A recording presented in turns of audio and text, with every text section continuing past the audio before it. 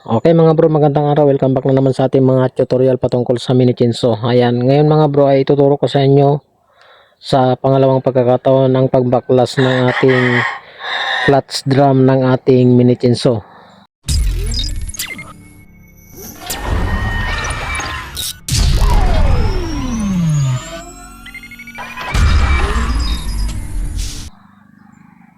Ayan mga bro, dahil may mga nag-aalangan mga bro na baka masira daw yung clutch drum nila dahil sa sobrang higpit. Okay, panoorin nyo ito mga bro sa pangalawang pagkakataon ng ating pagbaklas ng ating clutch drum.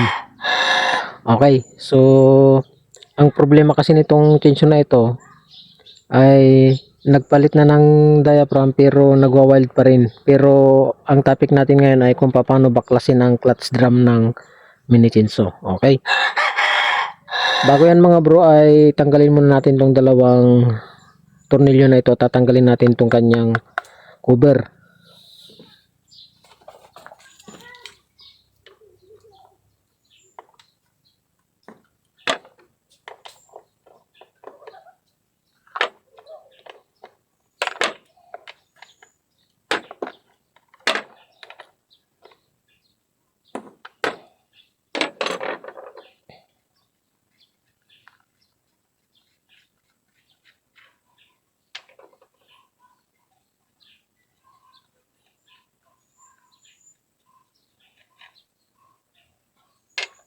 Okay, natanggalan natin yung dalawang tornilyo. Tanggalin natin tong cover.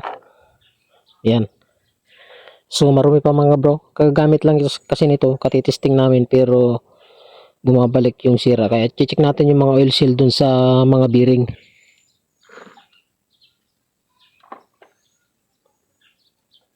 Yan. Iurong lang natin to. Tapos tanggalin natin yung kadena.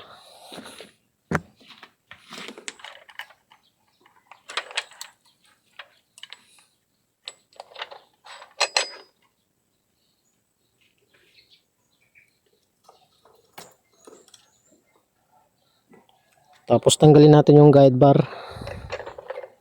Ayan. Okay. So simple lang naman ang pagbaklas yan mga bro.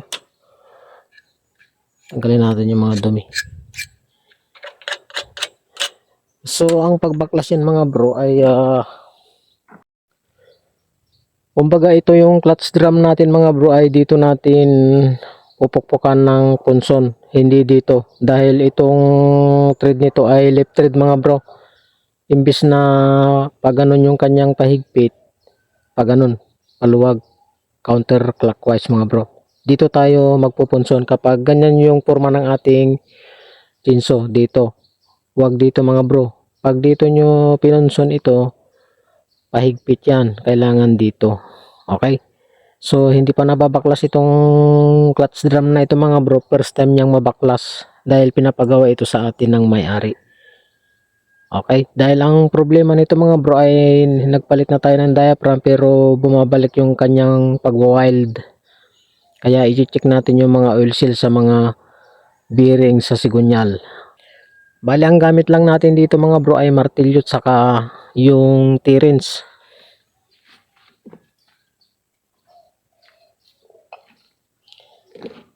Yan, ito lang mga bro yung gamit natin, martilyo at saka ito. Yan, T-wrench. Okay. Ito. Subukan natin baklasin.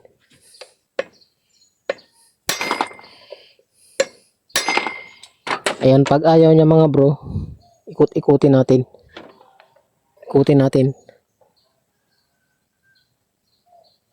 Pag salit-salitin natin mga bro, halimbawa napukpok natin dito, dito naman natin ngayon. At kapag napukpok naman natin dito, dito naman ngayon. Para hindi marugado yung bawat isa. Okay.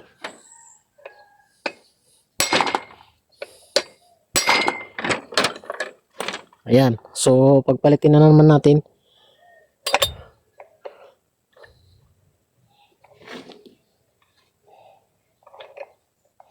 So, tuloy lang natin. Matigas na may compression.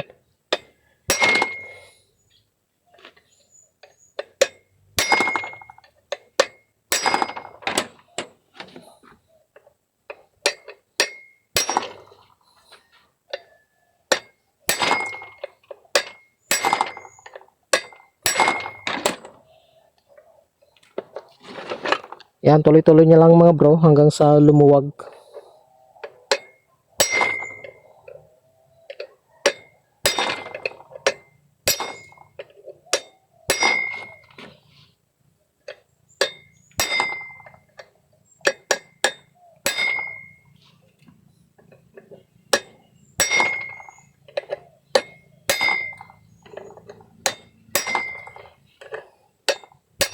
Ayun, lumuluwag na siya mga bro. Oh. Yan, subukan natin kung maluwag na. Ayun, maluwag na mga bro. Oh, ganun lang gawin nyo. Oh. Oh. Ayan oh. So tignan nyo mga bro, ayan oh. Walang cut yung video. Oh. Oh, ayan oh. Oh, ayan, tanggal na mga bro. Ganun lang mga bro. Ayan oh. So pag ganun mga bro, nabitawan ko. Wag pa ganyan ha. Wag pa ganyan pahigpit yan. Ayan oh, ayan. Hihigpit siya pag dito nyo binanatan. Dito sa kabila. Okay. Ayan oh. Oh. Akuan kasi ito mga bro, left thread kaya ano, may baklasin. Baka dito nyo sa kabila pinupunson, pahigpit pala yun, pahigpit. Kailangan dito sa kabila. Okay, kapag natanggal nyo itong clutch drum mga bro, ang susunod ay itong spacer. Ayan. Yun ang susunod. Tapos itong clutch drum, brake drum. Ayan o. So, ito yung kanyang pinaka-sprocket ng kadena. Dito kumakapit yung kadena natin. Ayan. Tapos ang susunod yung stick bearing. Ayan.